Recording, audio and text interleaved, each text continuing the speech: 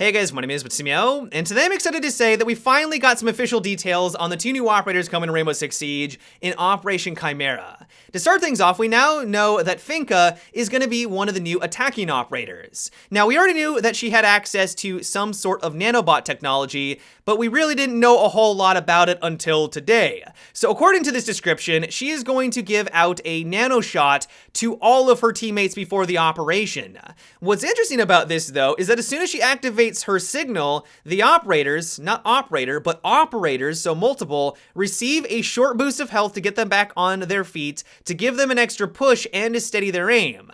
Now, this can be interpreted a couple of different ways, but from the looks of it, because she gives this nanobot technology to everyone at the beginning of the match, everyone receives the shot, it sounds like that as soon as she activates it, everyone on offense is going to get a boost of HP, they're going to run faster, and they're going to have to deal with less recoil. This basically confirms the leak that we learned a while back, but what I wasn't expecting is for this to be a global buff for your entire team. We don't know how much HP everyone's gonna get. They haven't gone into the specifics. We don't know how fast everyone's going to move or how much of a recoil reduction this is going to be.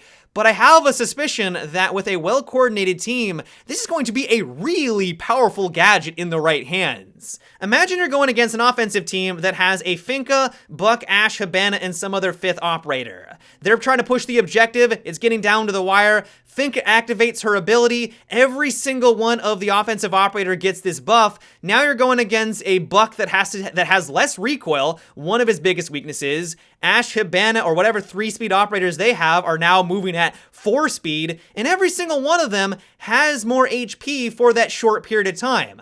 You could say that a counter to all of this is, of course, to get a headshot against them, but trying to get a headshot against an Ash that is now moving faster ever than before, has less recoil and more HP, is not going to be easy. What we yet don't know, though, is how often Finka is going to be able to use this nanobot technology. If I had to take a guess, she'll be able to activate it maybe once or twice around and no more. If she was able to do this 3 times, I feel like that would be blatantly overpowered, but even if it is just 2 times, I still think that this is going to be an absolutely incredible gadget to have. Now, as for her loadout, she's going to be a 2 armor, 2 speed. I'm liking that they went that route instead of giving us another 3-speed operator. That was getting a little stale. But she's going to have access to a Spear .308, a SASG-12 shotgun, and a 6P41 LMG.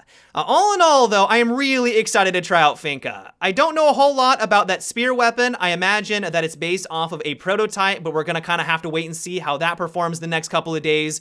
But just in general, she looks like she's gonna be a lot of fun. She will require a bit more coordination and teamwork because if you activate her gadget at the wrong time and no one's ready to receive that buff, it will go to waste. But like I said, if you're with a well-coordinated team, if her weapons are any good, I really think that she is going to be difficult to deal with and absolutely can win you games. Moving on over to our second operator from this DLC, we have Lion, who is also going to be an attacking operator.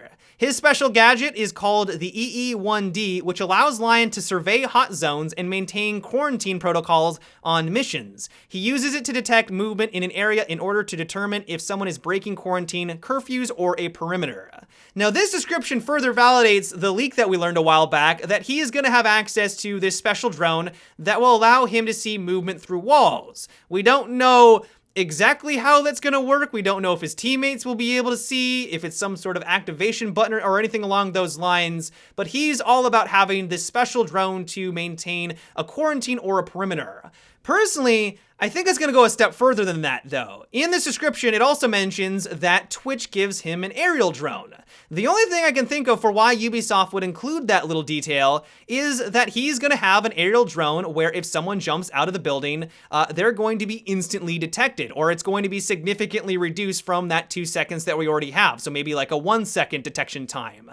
This is going to be the guy, if I had to take a guess, who is going to be anti-spawn peak. You'll still be able to run outside, you'll still have that capability, but if they have a Lion, he is going to be that direct counter to that specific strategy, and I love that. A lot of people don't like the whole spawn peaking dynamic in Rainbow Six Siege. I know that some people, especially at higher levels, don't mind it so much because a lot of times you've been playing these maps for so long, you know when to expect a spawn peak, and it usually gives the offensive team an advantage. But if you're someone who is brand new to Rainbow Six Siege, you don't know the maps, you don't know the runouts, you have no idea what's going on, and to die constantly over and over and over again for someone who's taken advantage of that is incredibly frustrating.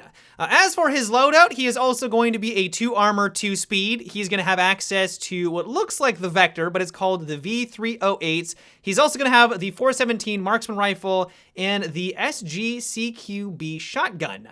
Now, what I'm really hoping for is that Ubisoft has learned their lesson when it comes to high rate of fire weapons, and that this Vector, what appears to have a drum mag, isn't completely overpowered. Now, I don't think that we're gonna have an Ella 2.0 on our hands, because thankfully he's not a 3-speed operator, but if this thing doesn't have any negative drawbacks to it, I'm gonna be really disappointed. If it is a Vector with a drum mag, we already know that it has a high rate of fire and a large magazine size, which is very desirable for any weapon in the game. High rate of fire weapons are usually king, but if it also has high damage and a manageable recoil, that's gonna be a bit too much. I'm really hoping that they learn their lessons with Ella and it has some negative attribute to it. Only time will tell, of course, but I'm really crossing my fingers. Overall, though, I'm really excited to learn more about Lion. His gadget is still a bit of a mystery, and I'm really curious to see how he's going to impact the meta and the game in the long run.